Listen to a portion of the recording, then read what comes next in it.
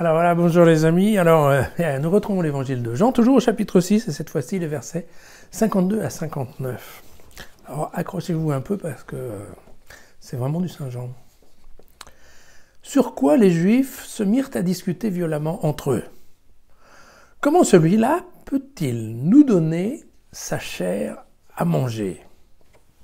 Jésus leur dit alors, en vérité, je vous le dis, si vous ne mangez pas la chair du Fils de l'homme et si vous ne buvez pas son sang, vous n'aurez pas en vous la vie.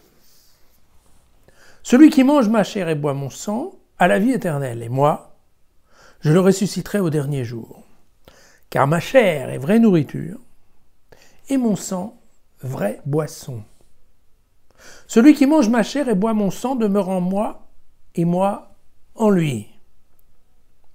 Et comme le Père qui est vivant m'a envoyé et que je vis par le Père, ainsi celui qui me mangera vivra par moi.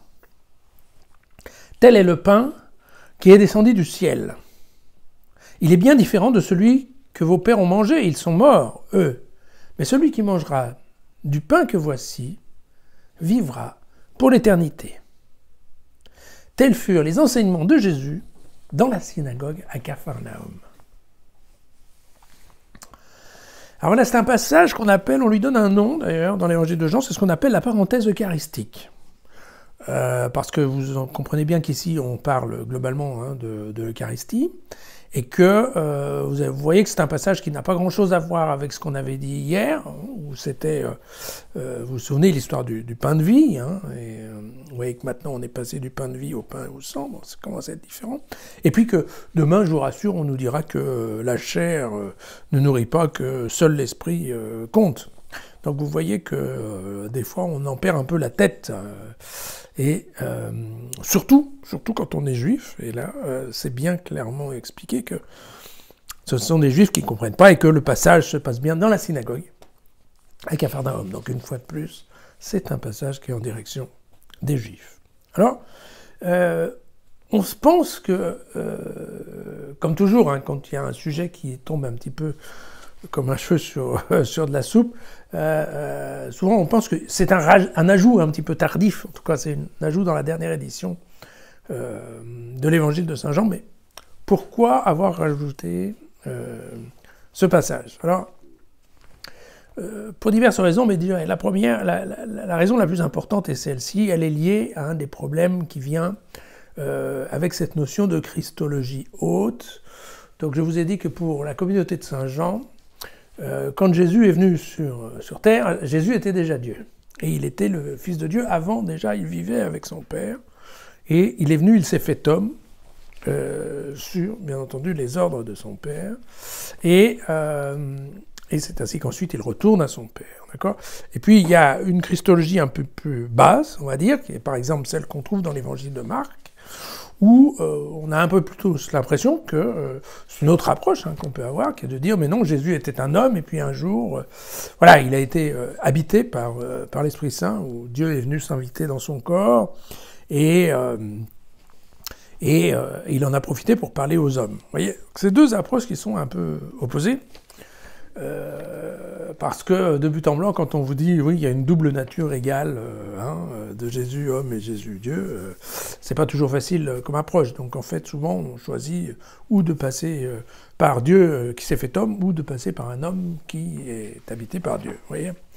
Alors chacune des options a des défauts. Il est évident que le défaut qu'on trouve qui est le principal dans la christologie haute. Bon, alors, on va peut-être plutôt dire le contraire. Dans la christologie basse, le défaut, c'est que rapidement, on considère que Jésus est un copain.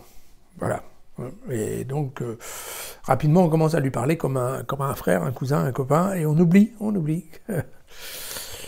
C'est quand même pas tout à fait la même chose.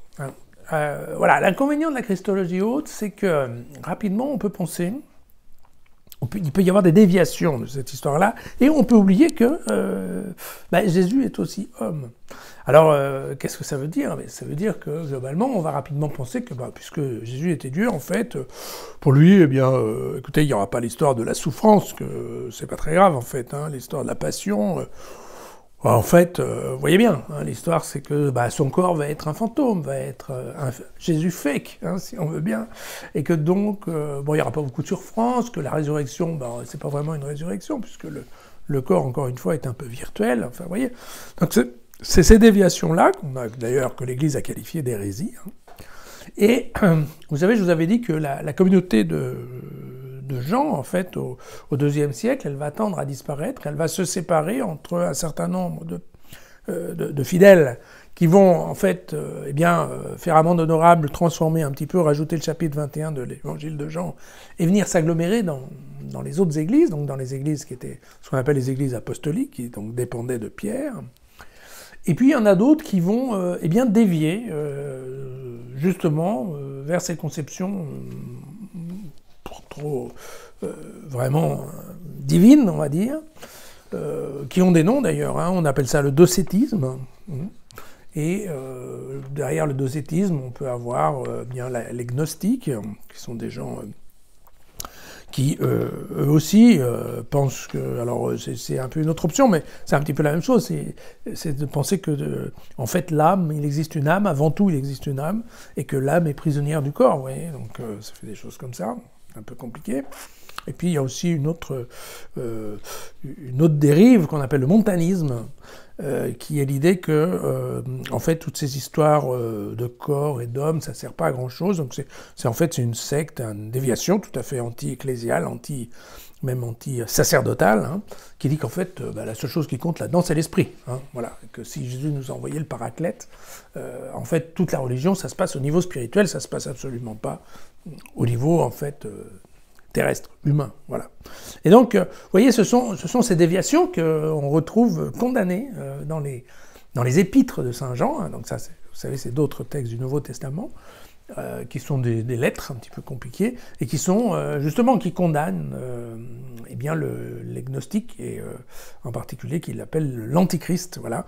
Et Jean condamne bien les choses, comme il avoue ouvertement qu'au sein de la communauté johannique, il y a des gens qui ont pris cette dérivation. Alors, ce passage-là, pourquoi il est là? Eh bien, tout simplement pour remettre le lecteur un peu dans le bain de l'incarnation. Et donc revenir avec, on ne le voit pas ici, mais dans le vocabulaire grec, on parle bien de mastiquer, ma chère. Hein. C'est pas manger seulement, c'est vraiment mastiquer. Parce que vous savez, d'ailleurs, ça faisait partie des habitudes et des coutumes. Hein. Chez les Juifs, il fallait, quand on mangeait très doucement, en mastiquant très bien. Vous voyez, c'est ça. On retombe bien là-dessus. Donc, il y a un passage en force, hein, je dirais, pour remettre l'Eucharistie en disant non, c'est bien manger avec la bouche, et c'est bien boire à la coupe, et que, effectivement, c'est par l'Eucharistie qu'on a un contact réel, en fait, avec Dieu. Alors, évidemment, vous voyez, c'est un peu bizarre parce que hier on nous disait qu'en fait c'était la foi qui donnait la vie. Et aujourd'hui on se rend compte que, non, effectivement c'est peut-être bien la foi plus l'Eucharistie, quoi. Alors, vous allez me dire, est-ce que ça change vraiment? Pas tout à fait, parce que l'Eucharistie, si on n'a pas la foi, ça veut quand même pas dire grand-chose. Hein, donc on est bien d'accord. Enfin, disons, on voit que là, il y a une remise au centre de l'activité, en fait ecclésiale, parce que quand même à la sortie, cette partie d'Eucharistie, elle est très ecclésiale. Alors ça faisait bien entendu aussi dans la communauté de Jean, mais encore beaucoup plus aussi dans la communauté de Pierre. Donc, vous voyez où je veux en venir. Bon voilà, ceci étant, vous savez, c'est compliqué cette histoire.